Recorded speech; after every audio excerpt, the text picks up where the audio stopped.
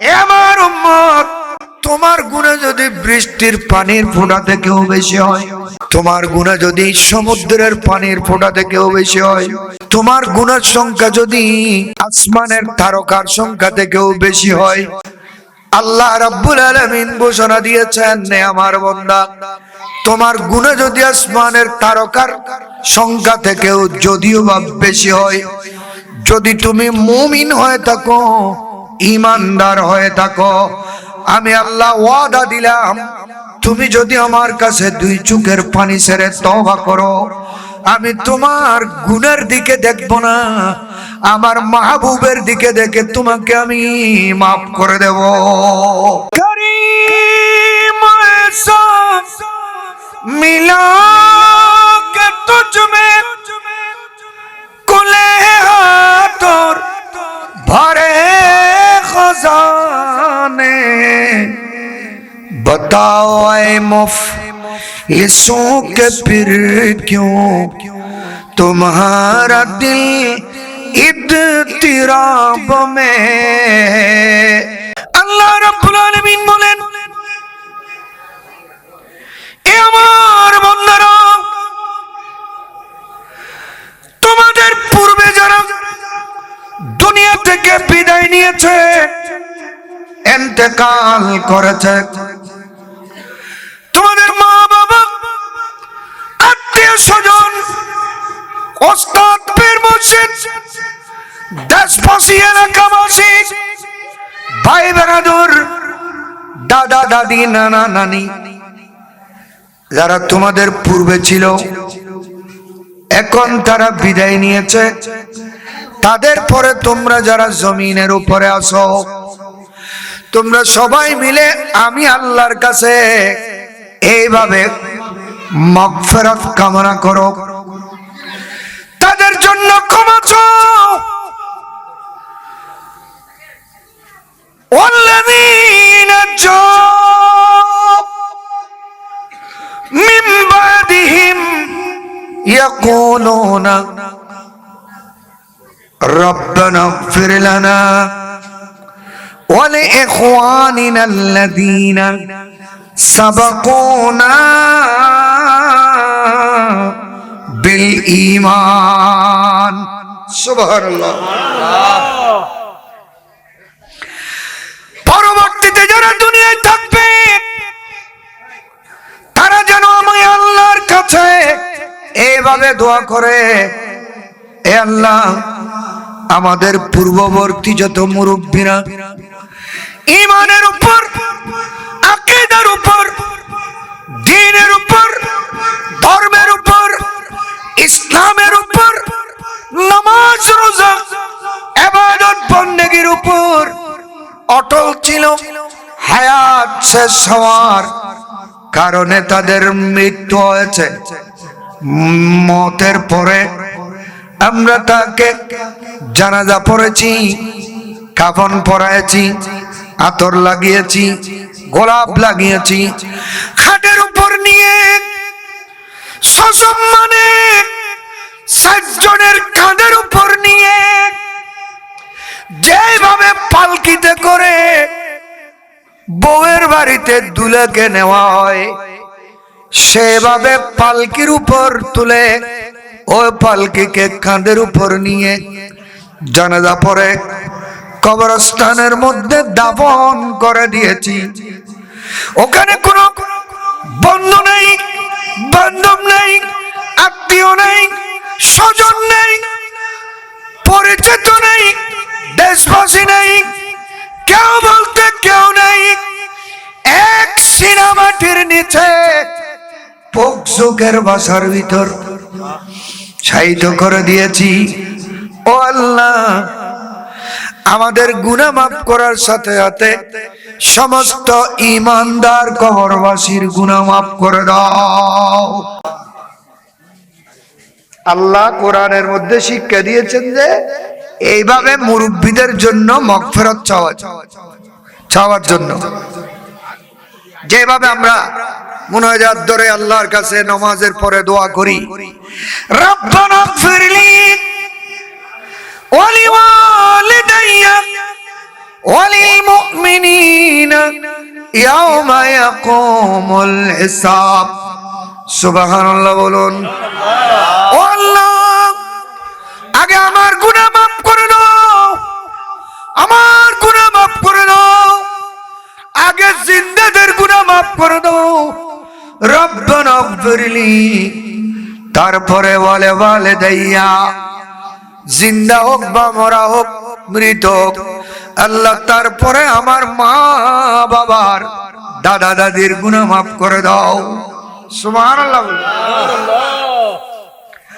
ওয়ালিল মুমিনিনা, যত মানুষ নারী পুরুষ ঈমান এনেছে, কলমা পড়েছে, মুসলমান হয়েছে, মুমিন হয়েছে, আল্লাহ তুমি খোদাকে এবং একক অদ্বিতীয় হিসেবে বিশ্বাস করেছে, সমস্ত নবী রাসূলের উপর ঈমান এনেছে, তাকদীরের উপর ঈমান এনেছে, পরকালে আবার পুনরুত্থান হবে। আল্লাহ আমাদেরকে ওই মাটির ভিতর থেকে আবার জিন্দা করে তুলবেন, বিশাল এক ময়দানের মধ্যে একত্রিত করবেন। আমাদের জিন্দেগীর 70-80 বছর হায়াতের সমস্ত ভালো কাজ আর খারাপ কাজ, নেক কাজ আর বদ কাজ, সবগুলো চেক হবে, হিসাব নিকেশ হবে, ওজন দেওয়া হবে। কার নেকি বেশি, কার বদি বেশি, পাল্লার উপর দিয়ে ওজন করা হবে। যার পাপ থেকে নেকির পাল্লা ভারী হবে, আল্লাহ তাদেরকে বেহেশত এবং স্বর্গের মধ্যে পাঠাবেন। যার গুনাহকে গুনাহ ছাড়া আর কিছু নাই, না ফরমানি ছাড়া, তাদেরকে নরক এবং জাহান্নামের মধ্যে ফেলে দেবেন। সুবহানাল্লাহ। বিচার হবে, হিসাব নিকাশ হবে। আমার পুরো হায়াতের, আপনার পুরো জিন্দেগীর প্রত্যেক নিঃশ্বাসের উপর আল্লাহর কাছে 5টা প্রশ্নের উত্তর দিতে হবে। এই একটা নিঃশ্বাস কোথায় ফেলেছো, কেন ফেলেছো, কার সাথে ফেলেছো, কি জন্য ফেলেছো, কোন কাজে ফেলেছো। সুবহানাল্লাহ বলুন।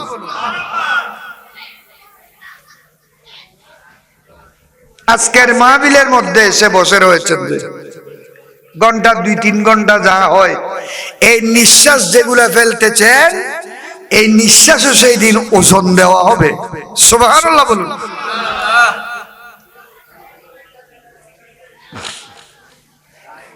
ভাগ্যবান, খুশকিসমত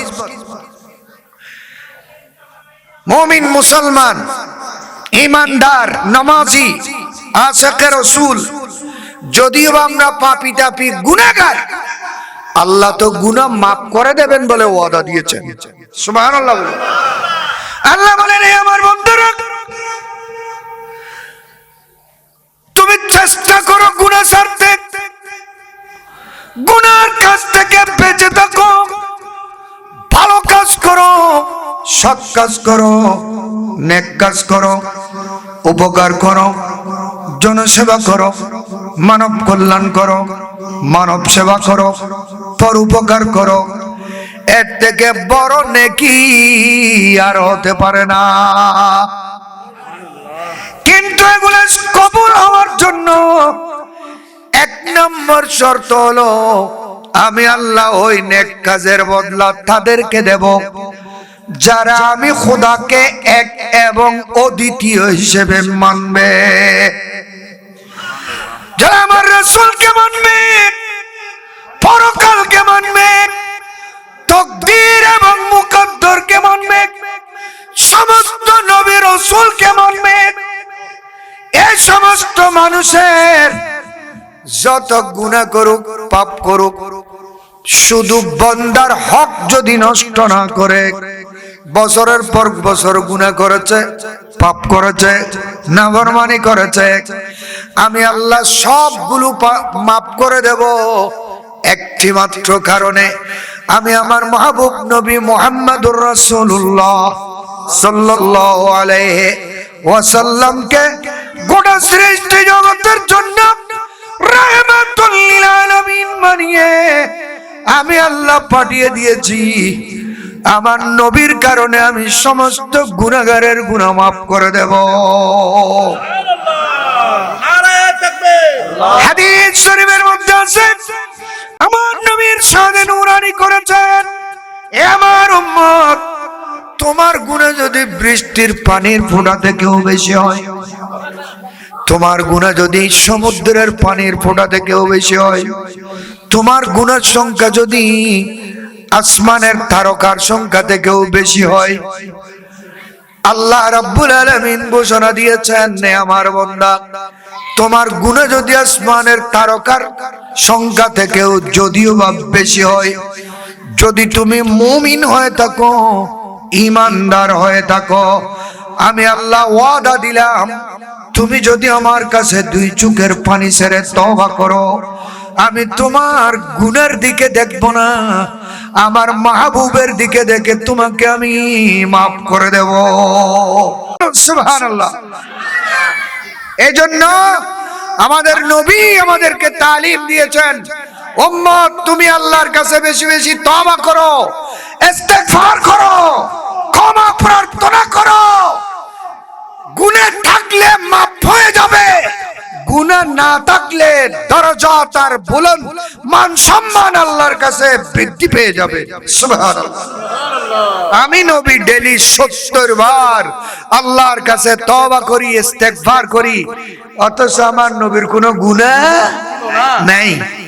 নবীর কোনো গুনাহ, নবী মাসুম, নবী নিষ্পাপ, নবী মামুন, নবী বেদাক, নবীর পুরো জীবনে কোনো দাগ নাই, দোষ নাই, ত্রুটি নাই, গুনাহ নাই, পাপ নাই। আমাদের নবী মাসুম হওয়ার পরেও আল্লাহর কাছে ডেইলি 70 বার নবী তওবা করতেন। বড় করে বলি সুবহানাল্লাহ। তওবা করলে মানুষের মর্যাদা বেড়ে যায়, তওবা করলে মানুষ বেগুনাহ হয়ে যায়, তওবা করলে মানুষ আল্লাহর কাছে চলে যায়, তওবা করলে মানুষের দোয়া মুস্তাজাব কবুল হয়ে যায়। বড় করে বলুন না সুবহানাল্লাহ।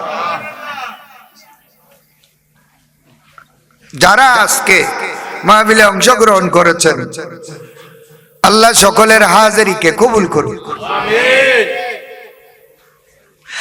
আমরা যে ইসলাম ধর্ম গ্রহণ করেছি, যে ইসলাম আল্লাহ আমার নবীর মাধ্যমে এই দুনিয়াবাসীর জন্য উপহার পাঠিয়েছেন, ইসলাম কে এনেছেন? যে আমাদের নবী। বলুন না কে? আমাদের নবীর জীবন চরিত্রকে আল্লাহ ইসলাম ধর্ম বলে মনোনয়ন দিয়েছেন, স্বীকৃতি দিয়েছেন। উচ্চস্বরে বলুন সুবহানাল্লাহ। আমাদের নবীর পুরো জিন্দেগিটাই হলো গোটা বিশ্বের মানুষের জন্য শিক্ষার বিষয়, মডেল। আমার নবী হলেন গোটা বিশ্ব জগতের মানব সমাজকে উদ্ধার করার জন্য আল্লাহর রাসূল আমাদের প্রিয় নবী হলেন মডেল। সুবহানাল্লাহ। উত্তম আদর্শ। এগুলো আমরা মুসলমান তো বলি, কোরআন হাদিসের মধ্যে আছে। আমাদের পার্শ্ববর্তী যারা আমাদের হিন্দু ভাইয়েরা আছে, এরাও জানে, এরাও মানে, এরা বই লিখেছে। মুসলমানরা পৃথিবীর মধ্যে 100 গুণীজন, যাদের মধ্যে গুণ ছাড়া দোষ নেই, তার মধ্যে 1 নম্বর হলো দা প্রফেট মুহাম্মদ সাল্লাল্লাহু আলাইহি ওয়াসাল্লাম। বড় করে বলুন সুবহানাল্লাহ। আমাদের নবী এত বড় আজিম শান রাসূল, যার মধ্যে অসংখ্য গুণ আছে, যে কোনো দোষ পৃথিবীর জমিনে সমস্ত নবীগণ দোষমুক্ত। নবীদের মধ্যেও যিনি সেরা, তিনি হলেন নবী মুহাম্মদুর রাসূলুল্লাহ। উচ্চ আওয়াজে বলুন সুবহানাল্লাহ। जिसका कोई सानी नहीं वो नबी हमारा है, जिसका कोई सानी नहीं वो नबी हमारा है, जिसका कोई सानी नहीं जिसका कोई सानी नहीं वो नबी हमारा है। मुस्तफा की अजमत का, मुस्तफा की अजमत का हद है ना किनारा है। मुस्तफा की अजमत का हद है ना किनारा है। सलातुन या सलाम हबीबल्लाह। मधुर मधुरीन আমার নবী যে ইসলাম ধর্ম নিয়ে এসেছেন বিশ্ববাসীর জন্য, কেমন ইসলাম সেটা? এই ইসলামের প্রথম এবং প্রধান মন্ত্র হলো কালমা লা ইলাহা ইল্লাল্লাহু মুহাম্মাদুর রাসূলুল্লাহ। উচ্চ আওয়াজে বলি সুবহানাল্লাহ। এই কলমার মধ্যে দুইটা অংশ আছে। কয়টা? কয়টা? লা ইলাহা ইল্লাল্লাহ। এই লা ইলাহা ইল্লাল্লাহ এটা মুসলমানের ধর্মের মধ্যে যেমন আছে, কোরআন শরীফের মধ্যে যেমন আছে, আমাদের আশেপাশে যারা আছে আমাদের হিন্দু ভাইয়েরা, এদের বেদের মধ্যেও আছে। আছে না নাই? লা ইলাহা করতি পাপম আছে না? হ্যাঁ, আর বেশি না। লা ইলাহা করতি পাপম তার মানে এ বিশ্বের মানুষ, যদি তুমি লা ইলাহা ইল্লাল্লাহ মুহাম্মাদুর রাসূলুল্লাহ বলে কলমা পড়ো, আল্লাহ তোমার সমস্ত শিরক কুফরি যত গুনাহ করেছো মুহূর্তের মধ্যে মাফ করে তোমাকে সাফ করে দেবেন।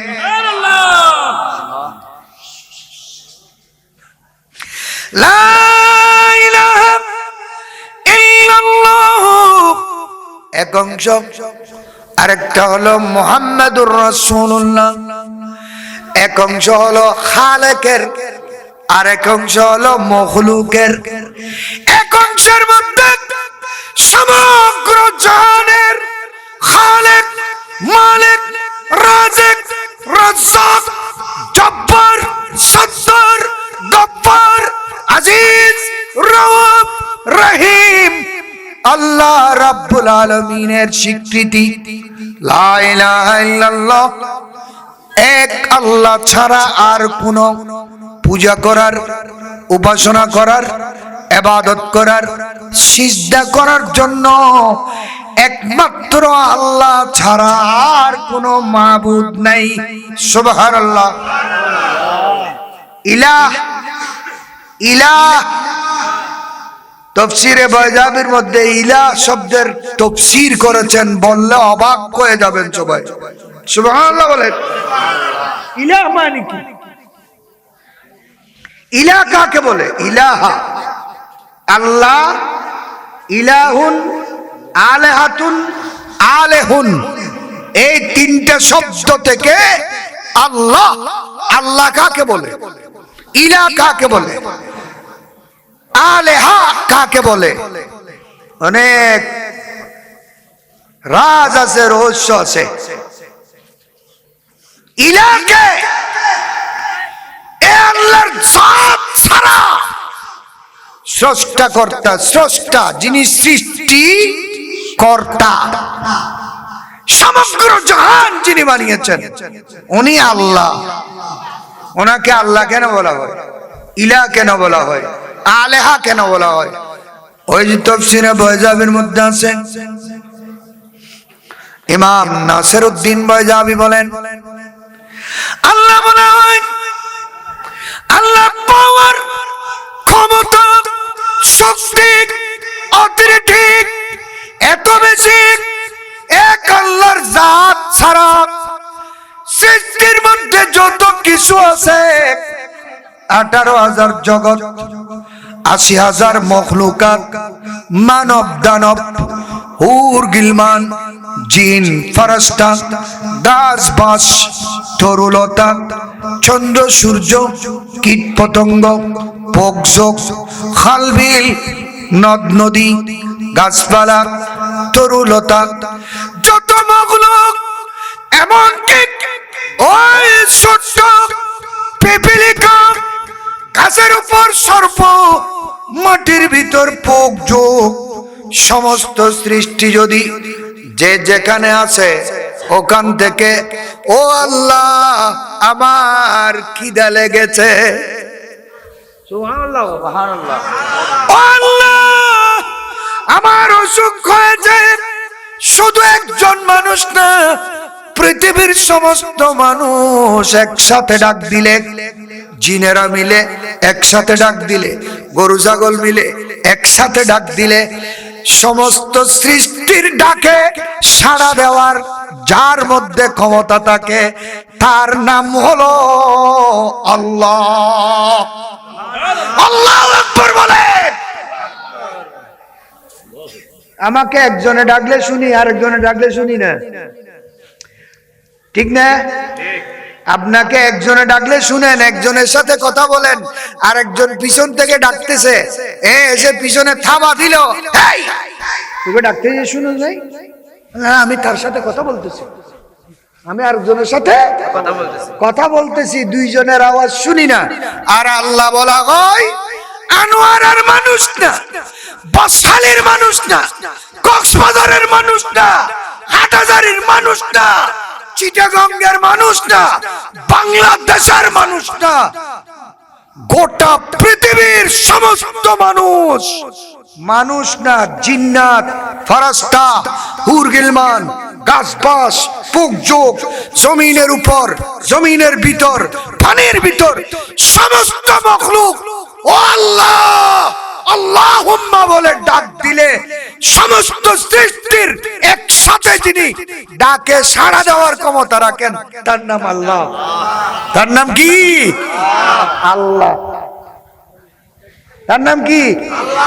ইলাহ। তার নাম কি? আলেহা। বড় করে বলুন সুবহানাল্লাহ।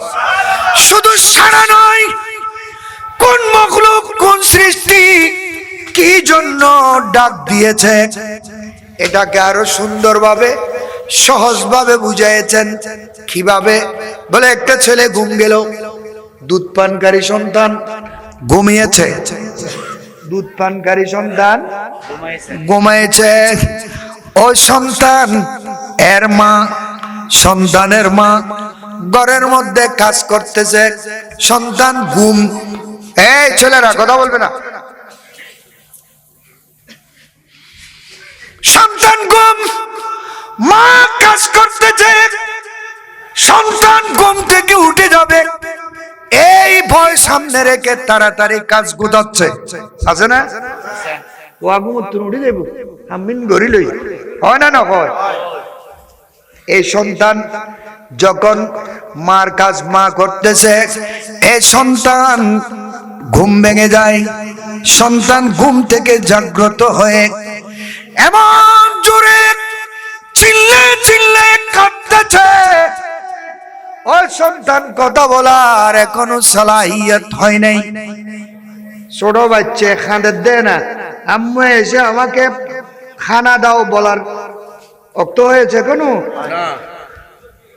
কাঁদতেছে ছেলে, খুব চিল্লায় কাঁদতেছে, তখন মা আর কাজ করবে না, কাজ ফেলে দুধ দিবে কিনা? কি জন্য দুধ দিবে? যে ছেলেকে মারার জন্য না কান্নাকাটি থামানোর জন্য? কান্নাকাটি থামানোর জন্য কি করতে হয় এটা মা জানে কিনা? তার মানে বাচ্চা কি জন্য কাঁদতেছে মা জানে। তাড়াতাড়ি এসে বাচ্চা কুলে নিয়ে বুকের দুধ বাচ্চার গালের মধ্যে ঢুকিয়ে দিল, এখন আর কান্না আছে? এই মা যেমন বাচ্চার ডাক বুঝে, কথা বুঝে, কি জন্য কাঁদতেছে সেটা বুঝে, এবং খানা দিয়ে বাচ্চার কান্নাও থামায়, আল্লাহ বলা হয় তাকে সমগ্র জাহানের সমস্ত সৃষ্টি কি জন্য ডাক দিয়েছে, কোন কারণে ডাক দিয়েছে, কি প্রয়োজনে ডাক দিয়েছে, ওই প্রয়োজন মেটানোর ক্ষমতাও যার কাছে আছে তার নাম ইলাহ। তার নাম আল্লাহ। বড় করে বলুন না সুবহানাল্লাহ।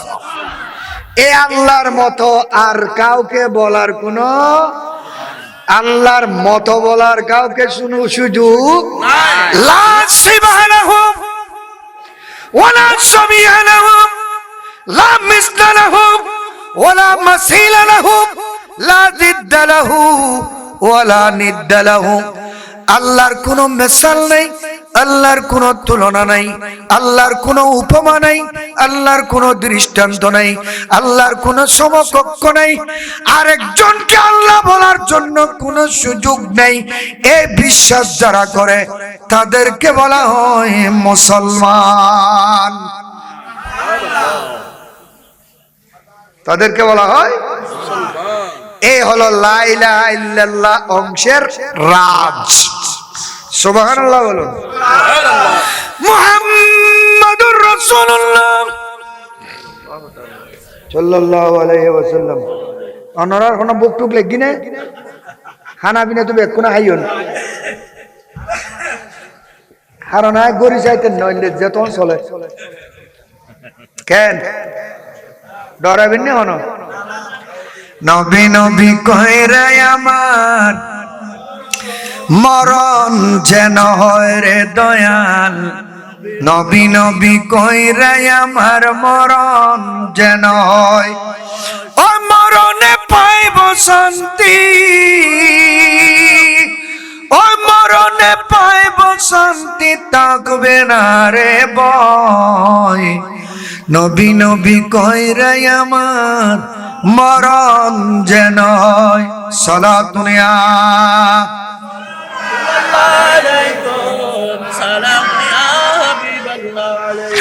আমরা দুনিয়ার হায়াত শেষ করে আরেকটা জগতে যাব কিনা? যাব। যে জগতের নাম বারজাখ, যে জগতের নাম বারজাখ, কবর জগৎ, মাটির ভিতরে। এখানে মানুষ আছে, স্ত্রী আছে, মা আছে, বাবা আছে, ঘর ভর্তি সন্তান আছে, গোয়াল ভর্তি গরু আছে, আত্মীয় আর স্বজন আছে, বন্ধু আর বান্ধব আছে, দেশবাসী এলাকাবাসী সমাজই আছে, আছে কিনা? ওই বরজখের মধ্যে সমস্ত সম্পর্ক ছিন্ন করে সবাইকে ওখানে যেতে হবে, হবে কিনা? ওখানে যাওয়ার সময় যদি কোনো মানুষ খালি যায়, সফরে যাওয়ার সময় সামান লাগে কিনা? বিদেশে যাত্রীদের ব্যাগগুন আছে, ব্যাগের ভিতর কাপড় আছে, সুপর আছে, সামগ্রী আছে, ব্যবহারিক জিনিসপত্র আছে, লুঙ্গি আছে, শাড়ি আছে, এবং পকেটের মধ্যে থোড়া মোড়া হলেও কিছু টাকা পয়সা আছে। এটা হলো সফরের সামান, ঠিক কিনা? গাড়ি লাগবে, বিমান লাগবে, পরদেশে গেলে পাসপোর্ট লাগবে, ভিসা লাগবে, টিকেটও লাগবে, লাগবে কিনা? ঠিক তো দ্রুত আমরা পরকালে যে যাব, এই পরকালের সামানও লাগবে, এই পরকালে ঈমানের পাসপোর্টও লাগবে, ওই পরকালে কলমার টিকেটও লাগবে। কারণ এখানে যেমন ইমিগ্রেশন আছে, বরজখের মধ্যেও ইমিগ্রেশন আছে। ইমিগ্রেশন আছে না? আপনাকে গেট ক্রস করতে হবে। যদি সবুজ বাতি জ্বলে, যান যান যান, আপনি ক্রস করার সময় যদি বেল পরে লাল বাতি জ্বলে ওঠে, ওখানে আপনাকে পুলিশ চার্জ করবে। সুবহানাল্লাহ বলুন। আপনাকে অ্যারেস্ট করবে না, চার্জ করবে। আপনার পকেটের মধ্যে লোহার কোন জিনিস আছে, নখ কাট, নেল কাটার, ছুরি, মেশ, লোহার কোন জিনিসপত্র, চাবি, সবগুলো আপনাকে আরেকটা কিসের উপর, প্লেটের মধ্যে মেশিন ক্রস করতে হবে। কারণ এই জাতীয় দ্রব্য আপনি নিয়ে গেলে ওখানে মেশিনের মধ্যে সাথে সাথে লাল বাতি জ্বলে উঠবে। ঠিক না? ঠিক তদ্রূপ আপনি গুনাহ, শিরক, নাফরমানি, খোদার নাফরমানি, নবীর নাফরমানির গাঁটটির ভিতর নিয়ে গুনার গাঁটটি আপনার কাঁধের মধ্যে নিয়ে যদি ওখানে যান, আপনি ওখানে প্রথম চেকের মধ্যে ধরা পড়ে যাবেন। সুবহানাল্লাহ। দেখাই নাই, সান নাই। দুনিয়ার মানুষ, দুনিয়ার আদালত, দুনিয়ার চেক পোস্টকে ক্রস করা যায় কিছু ঘুষ দিয়ে। ওখানে ফেরেশতাদেরকে ঘুষ দিয়ে কিছু করার কোনো সুযোগ নাই। এই জন্য আমার নবী ঘোষণা দিয়েছেন, উম্মত তুমি ওই জগতে যাওয়ার সময় সামান নিয়ে যাইও। ওখানে যেতে সামান লাগবে, যাদেরা লাগবে। সামান কি? সামান লাগবে কিনা? সামান লাগবে কিনা? দুনিয়া মুসাফির খানা, মনত রাখিস ডর। ব্যাকে চারিজন পড়িব কবরের ভিতর। দুনিয়া মুসাফির খানা, মনত রাখিস ডর। ব্যাকে চারিজন পড়িব কবরের ভিতর। কোন কি চিরস্থায়ী, কোন কি চিরস্থায়ী, কোন কে ওই তাকিদ কে আর পারিব, হায় রে তাকিদ কে আর পারিব। অসময়ে আনিলে আর কি হইব, অসময়ে কাঁদিলে আর কি হইব। যেদিন যে যার চলি, সেদিন তো আর নইব, হায় রে পীড়িত তো আর নইব। অসময়ে কাঁদিলে আর কি হইব। সুবহানাল্লাহ বলুন। আপনি যদি জিন্দা অবস্থায় নামাজ পড়ে মসজিদের মধ্যে বসে আল্লাহর কাছে দুই হাত তুলে চোখের পানি ছেড়ে কান্নাকাটি করেছেন, ইস্তেগফার করেছেন, ক্ষমা প্রার্থনা করেছেন, চোখের পানি ছেড়েছেন, আপনি ওখানে গিয়ে আরাম পাবেন। আমার নবী বলেন, দুনিয়ার মধ্যে তুমি যে নামাজ পড়েছো, ওই নামাজ কবরের মধ্যে গিয়ে ডান পাশে দাঁড়িয়ে যাবে। তোমার ডান পাশে দাঁড়িয়ে যাবে। যে রোজা রেখেছো, ওই রোজা মাথার পাশে দাঁড়িয়ে যাবে। যে ভালো কাজ করেছো, বাম পাশে গিয়ে দাঁড়িয়ে যাবে। যে কোরআন তেলাওয়াত করেছো, ডান পাশে গিয়ে দাঁড়িয়ে তোমাকে বেষ্টনী করে ফেলবে। তার মানে তোমার কবরের ভিতর আর সাপ বিচ্ছু আসতে পারবে না, সাপ বিচ্ছু পোক যোগ আসতে পারবে না, কোন ধরনের আযাব আর গজব আসতে পারবে না। তোমার দুনিয়ায় থাকতে যে নামাজ রোজা ইবাদত করেছো, ওগুলো তোমাকে কবরের মধ্যে চারিদিকে ঘেরাও করে ফেলবে। আল্লাহু আকবার বলেন। এগুলো একমাত্র মুমিন মুসলমানের জন্য। উচ্চস্বরে বলুন সুবহানাল্লাহ। मैं तो बीमारे नबी हूँ। MBN TV একটি ইসলামিক ইউটিউব চ্যানেল।